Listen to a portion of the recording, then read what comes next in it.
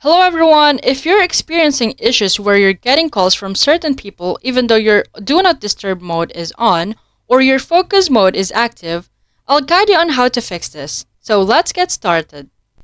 First, make sure to note down the status of your Do Not Disturb mode. In this case, it's turned on. Open your device settings. In the settings, find and tap on Focus.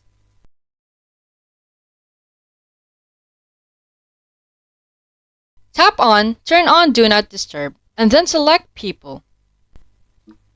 If you see any person listed here, remove them from the list. This ensures you won't receive notification from that person during Do Not Disturb mode.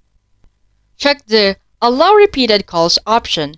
If it's enabled, a second call from the same person within 3 minutes won't be silenced.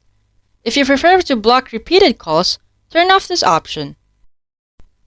And that's it! By following these steps, you should no longer receive calls from certain individuals during your Do Not Disturb mode or focus mode.